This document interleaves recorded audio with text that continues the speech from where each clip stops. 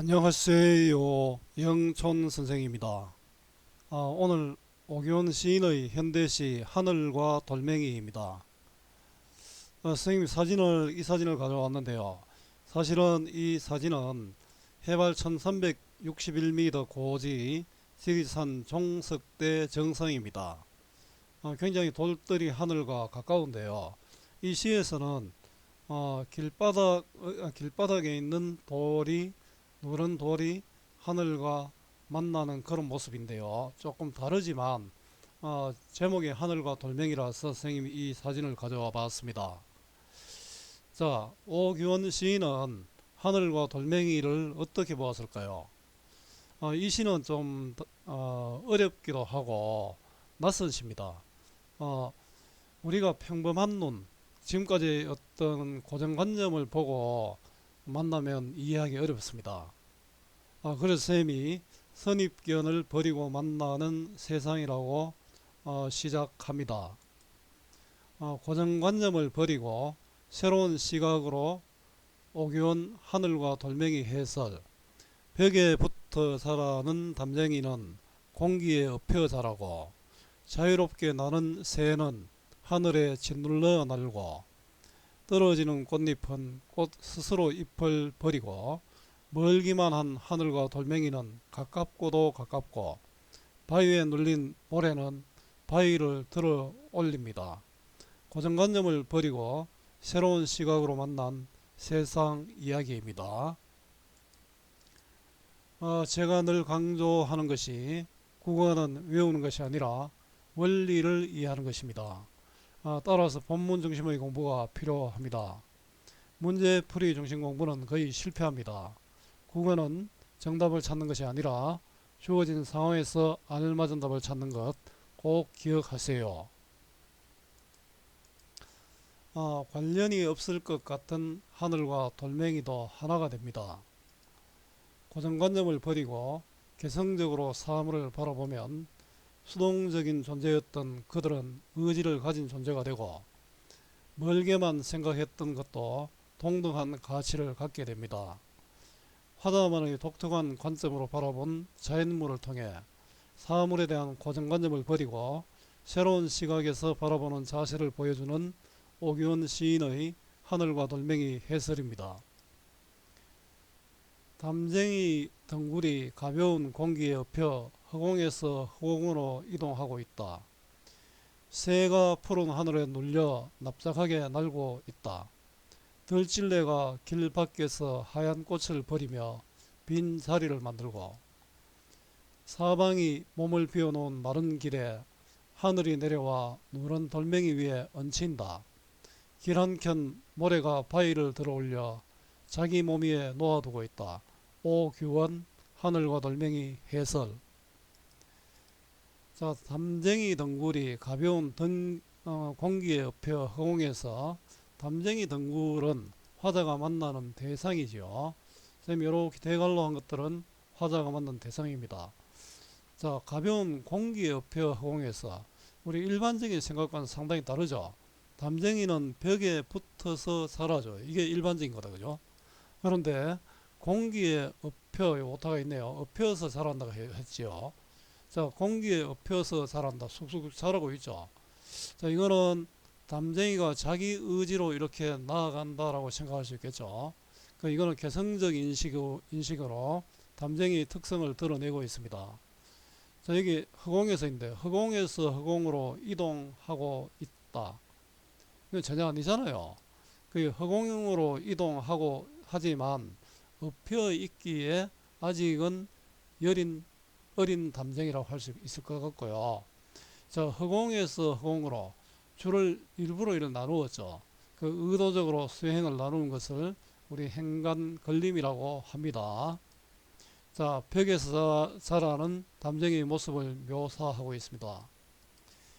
자, 새가 푸른 하늘에 눌려 납작하게 날고 있다. 자, 우리 어떻습니까? 이거 화자가 만난 대상이고요. 새가 자유롭게 날잖아요. 새가 우리 푸른 하늘을 자유롭게 난다라고 이야기하지, 새가 힘들게 난다는 이야기는 잘 안 하죠. 자, 새가 자유롭게 나는 것이 아니라 하늘의 무게에 눌려 힘들게 난다라고 보고 있죠. 그 새는 하늘의 무게를 견디고 있는 존재로 해석할 수 있겠지요. 자, 이 시는 화자의 독특하고 개성적인 관찰이 드러납니다. 하늘을 나는 새의 모습 묘사입니다. 들찔레가 길 밖에서 하얀 꽃을 버리며, 들찔레는 화자가 만난 대상이고요. 하얀 꽃을 버린다. 우리 찔레가 사실은 버리는 게 바람에 또는 그 꽃이 완전히 다 익으면 떨어지잖아요. 그 하얀 꽃을 버리며 이렇게 표현했습니다. 빈자리를 만들고, 꽃이 떨어지면, 찔레꽃이 이래 있으면은, 꽃이 떨어지면은 찔레꽃이 이렇게 풍성하잖아요. 꽃이 떨어지면 둥슴둥슴 빈자리가 있겠죠. 자, 꽃이 떨어진 후의 모습이고요. 자, 여기 하얀 꽃을 버리며 빈자리를 만들고, 자, 사실은 수동적인 존재가 아니라, 자, 원래 꽃은 수동적으로 떨어지잖아요. 능동적으로 하얀 꽃잎을 떨구는 들찔레로 해석을 했죠. 꽃이 떨어지는 들찔레 묘사입니다. 굉장히 독특하고 개성적인 시각으로 사물을 바라보고 있지요. 사방이 몸을 비워 놓은 마른 길에, 화자가 마른 길을 보는데, 이 마른 길은 화자가 있는 곳이죠. 하늘이 내려와 누런 돌멩이 위에 얹힌다. 자, 이 마른 길에 하늘이 내려와 누런 돌멩이 위에 얹힌다. 이거 조금 우리가 일반적인 거 다르죠. 하늘과 돌멩이의 만남인데요. 누런 돌멩이와 하늘이 굉장히 어울리지 않잖아요. 근데 서로 어울려 있죠. 하늘이 가깝다는 뜻이고요. 하늘과 땅은 반대가 아니라 하나다라는 어떤 일체감이 있다, 통일성이 있다, 이런 뜻이겠죠. 자, 하늘과 돌멩이의 모습을 묘사했습니다. 길한켠 모래가 바위를 들어올려 자기 몸 위에 놓아두고 있다. 자, 이것도 한번 볼까요? 바위 위에 짓눌린 모래를, 사실은 바위 위에 모래가 짓눌려 있잖아요. 근데 바위 위에 짓눌린 모래를 바위를 올려 모래 위에 바위를 올려둔 것으로 보는 거죠. 완전히 우리 상식을 벗어나는 그런 표현이죠. 독특하고 새로운 시각의 결과이고요. 그 여기는 바위를 들어 올렸다, 몸 위에 놓아두고 있다, 화류법이라 할 수 있고요. 상식을 벗어나는 그런 표현이고 역설법이고, 이거는 굉장히 과정법이 될 수 있죠. 이렇게 해서 이제 다양한 상상을 불러일으킵니다. 바위에 깔린 모래의 모습을 묘사하고 있습니다. 독특한 시각으로 바라본 모습을 이렇게 표현했는데요. 갈래는 자유로운 행식의 자유시고요. 정령시와는 대립이 되죠. 개인의 마음을 담은 서정시, 서사시와는 대립이 되고요. 운문시죠. 산문시가 아니라. 정령시, 서사시, 산문시는 자유시, 서정시, 운문시와 대립되는 개념이다, 이런 뜻입니다. 성격은 참신하죠. 개성적이고 또 시각적이고 묘사적입니다. 묘사적과 시각적은 연결이 되지요. 주제는 자연물을 통한 객관적인 통찰과 관조고요.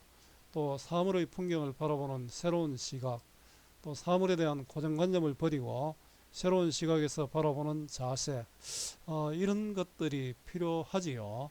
이게 어떻게 보면 또 창의성과 연결될지도 모르겠습니다.